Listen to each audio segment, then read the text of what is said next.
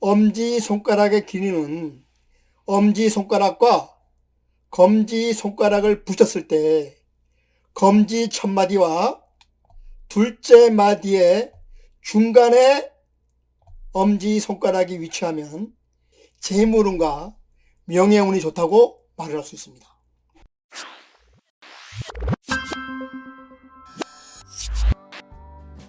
안녕하세요. 고전의 한수 엄태범TV입니다. 오늘 고전의 한수는 손가락으로 보는 나의 성격과 운세, 이런 주제를 가지고 말씀을 드려보겠습니다. 사람마다요, 지문이 다르듯이 손가락의 생김새 역시 사람마다 천차만별입니다. 손가락을 통해서 그 사람의 성격과 운세를 이해할 수가 있습니다. 손가락을 보실 때는요, 주로 자주 사용하는 손의 손가락을 보시면 되겠습니다. 그럼 손가락을 통해서 그 사람의 성격과 운세를 알아보는 시간을 갖도록 하겠습니다. 첫째로는요, 엄지손가락입니다. 표준적인 엄지손가락의 길이는 엄지손가락과 검지손가락을 붙였을 때 검지 첫마디와 둘째 마디의 중간에 엄지손가락이 위치하면 표준적인 엄지손가락의 길이라고 말씀을 드릴 수가 있습니다. 이런 표준적인 엄지의 길이를 가진 사람은요, 재물운과 명예운이 좋다고 말을 할 수 있습니다. 또한 한 집의 가장은 가족에 대해서 책임감이 있어서 생계를 확실히 책임지는 그런 사람이라고 했습니다. 성격적으로는 투쟁심과 의지력이 매우 강해서 반드시 성공하는 사람이 된다고 했습니다. 단 자기 감정의 표현과 애정 표현이 다소 서툴러서 자기의 마음을 상대방에게 잘 전달되지 못하는 그런 면이 다소 있다고 했습니다.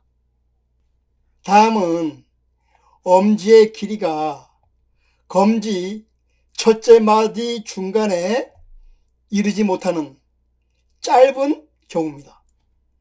이런 엄지를 가진 사람은요, 두뇌가 명석하고 신체적으로나 정신적으로 강해서 활기가 넘치는 사람이라고 했습니다. 남 위에 서서 리더로서 역할을 하는 능력을 갖추고 있다고 했습니다. 특히 이런 사람은요, 말년에 두각을 나타낸다고 했습니다. 다음은 엄지의 길이가 검지 첫마디 중간을 넘어서서 긴 경우에 해당됩니다. 이런 검지를 가진 사람은요, 공감 능력이 있고 포용력이 있는 사람이라고 했습니다. 따라서 주위의 사람들이 많이 따르고 도와주어서 결국 성공하게 된다고 했습니다. 단 다소 우유부단하고 결단력이 부족해서 중요한 기회를 종종 놓치는 일이 있다고 했습니다. 따라서 이런 사람들은 결단력을 길러야 한다고 했습니다. 다음은 둘째 손가락인 검지입니다.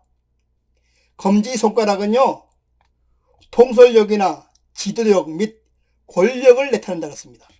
검지의 길이는요, 이 그림처럼 중지나 약지보다 좀 짧아야 표준적인 검지 손가락의 길이로 봅니다. 이런 표준적인 검지 손가락을 가진 사람은요, 꿈과 야망이 크고 도전 정신이 매우 강하다고 했습니다. 따라서 어떤 일을 시작하면 크게 성공해서 사회적인 명성을 떨치기도 합니다. 하지만 가끔은 현실을 직시하지 못해서 무모한 도전을 해서 어려움을 겪기도 한다고 했습니다.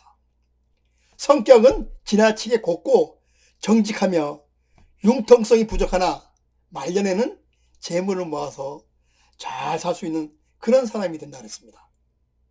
다음은 검지의 길이가 약지의 길이와 비슷한 경우입니다.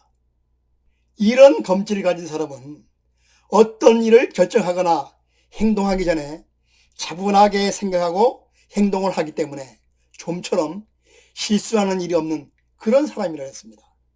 그렇지만 너무 뜸을 들이다가 좋은 기회를 놓치는 경우가 종종 있다 그랬습니다. 그러나 목표를 향해 성실하게 꾸준히 노력해서 말년에는 부귀영화를 누린다 그랬습니다. 다음은 검지의 길이가 약지보다 긴 경우입니다.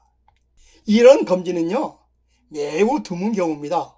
이런 검지를 가진 사람은요, 감수성이 풍부하고 예민한 사람으로 봅니다. 그러나 다소 낭비벽이 있어 돈을 낭비하는 경향이 강하다 그랬습니다. 다음은 셋째 손가락인 중지입니다. 중지 손가락은요, 자기 자신을 의미한다 그랬습니다. 모든 손가락 가운데 가장 긴 것을 표준으로 봅니다. 중지가 비교적 짧거나 검지 손가락과 비슷하면 의지가 강하고 성실한 사람이라 그렇습니다. 하지만 다소 완고해서 남의 말을 잘 듣지 않는 그런 경향이 있다 그랬습니다. 다시 말해서 다소 독선적인 성격이라고 말씀을 드릴 수가 있습니다. 반대로 중지가 다른 손가락들보다 확실히 길다면 중년 이후에 사업이 번창하고 재물운이 있어서 노후를 행복하고 편안하게 보낸다 그랬습니다. 다음은 넷째 손가락인 약지입니다. 약지는 인간관계와 가족 간의 관계를 보는 부분입니다. 약지의 길이는 이 그림처럼 검지보다는 길고 중지보다는 짧아야 정상적인 약지로 봅니다. 이런 표준적인 약지를 가진 사람은요, 사물에 대한 통찰력과 분석력이 있어서 어떤 일을 하든 효율적으로 일을 처리하게 됩니다. 따라서 적은 노력으로 많은 성과를 올리는 그런 사람이라 했습니다.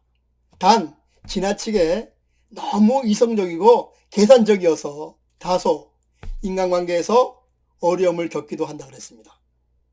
다음은 약지의 길이가 검지와 같거나 또는 짧은 경우입니다. 이런 약지를 가진 사람은 한 가지 일에 집착하지 못하기 때문에 직업을 자주 바꾸는 경향이 있습니다. 또한 이런 유형의 손가락을 가진 사람은요, 한번 사랑에 빠지면요, 물불을 안 가리고 집착하는 그런 경향이 있다고 그랬습니다. 이런 사람은요, 일을 저질러 놓고 후회하는 일이 발생하지 않도록 자기 자신의 감정을 잘 다스려야 한다고 했습니다. 다음은 새끼손가락입니다. 새끼손가락은 촉을 감지하는 안테나와드 같은 역할을 한다고 그랬습니다. 새끼손가락인 소지의 길이는요, 약지 손가락의 둘째 마디에 오면 표준적인 길이로 봅니다. 이런 표준적인 새끼손가락을 가진 사람은요, 사회 적응력이 매우 뛰어난 사람이라 했습니다. 또한 일에 대한 정열과 의욕이 있어서요, 어떤 일을 하든 성공하는 사람이 된다 했습니다. 다음은 새끼손가락의 길이가요, 표준보다 긴 경우입니다. 이런 새끼손가락을 가진 사람은요, 여러 분야에서 뛰어난 능력이 있는 사람이라 했습니다. 다만 지나친 자신감으로 인해서 다른 사람을 업신여기는 경향이 다소 있어서 인간관계를 할 때는 각별히 조심하라 그랬습니다. 다음은 새끼손가락의 길이가 표준보다 다소 짧은 경우입니다. 이런 새끼손가락을 가진 사람은요, 쉽게 감정에 좌우되지 않고 사물을 현실적으로 보고 판단해서 크게 성공하게 된다고 했습니다. 단 말이 앞서서 내실이 부족한 경우가 있다고 했습니다. 따라서 말과 행동이 일치할 수 있도록 신중하게 처신을 해야 한다고 했습니다. 옛말에 운칠기삼이라는 말이 있습니다. 운이 7알이고 노력이 삼할이라는 뜻입니다. 아무리 내 손금이 좋더라도 노력이 동반되지 않으면요, 아무 소용이 없다 그랬습니다. 따라서 내 손금이 좋다면 적절히 노력을 추가해서 좀 더 시너지가 날 수 있도록 해야 합니다. 반대로 내 손금이 좋지 못하다면 노력을 좀 더 해서 나의 운명을 개선해 나가야 됩니다. 이것이 이 세상을 지혜롭게 살아가는 기술이라고 말씀드릴 수가 있습니다. 그럼 오늘 고전의 한 수는요, 여기서 마치고 다음 시간에 다시 찾아뵙도록 하겠습니다.